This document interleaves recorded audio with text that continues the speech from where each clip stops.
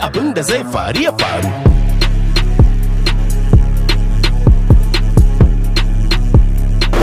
Ka Abdul zo.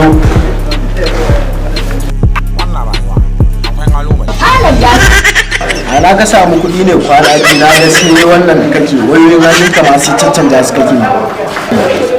Wallahi dad, ai ba kuɗi na samu ba, kuɗin ne na riga na same su shi yasa dad. Wannan wace ɗan magana ce ka ce min ba samun kuɗi kai ba kuɗi ne kar da aka same su. Ban gane ba ka faɗa min ai na ka samu kuɗi. To, Ka bani amsa mana ina ba magana. Allah wata rana ina tsaye. Yawa yaro ka ƙara so? Shigo ko ina farfajiya ina shan iska shigo ko.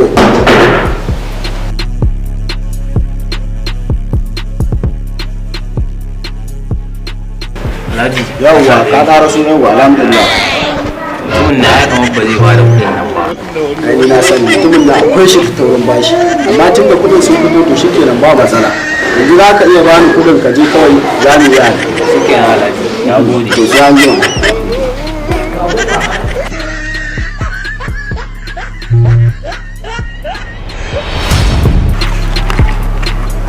Assalamu alaikum. Kai mutumin me yake faruwa na hanka cikin farin ciki. Me yake faruwa ne haka?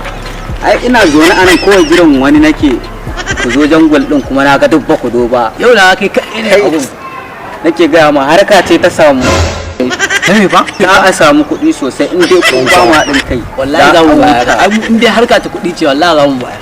Wallahi Allah na zo fitowa mai dad dina naga an kawo kuɗi a jaka. Wallahi kuma ka san mammako ne da shi wallahi baban zai ba. Na sani. To shi yasa na ce ku zo mu haɗa kai a samu kuɗin nan ko ba haka ba. Yacce za a yi kuki da nafin ɗina ko ba haka ba. Haka ne. Ka san yana so na zai bada kuɗin nan ko ba haka ba. Ka gani? Ka gani? Miliyan 100 ne miliyan 80 za a nema ko ba haka ba. Miliyan 100. Wallahi Allah za a samu kuɗi in dai kun bada haka Za mu bayar wallahi za mu bayar. su ma sauran na ga duk ba su fito ba ne sai kai kaɗai ka zo. Wallahi yau duk ka san ba sa nan. Amma duk zan same su zan musu magana.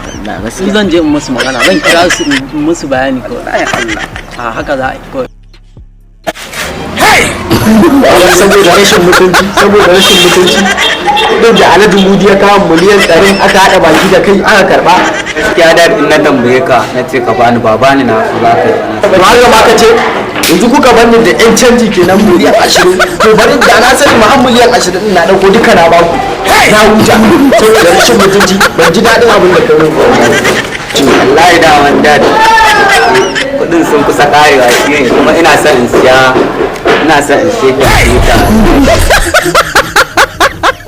Wannan rayuwa akwai kalubale. Ka ji kato. Lalle ma wannan gayan.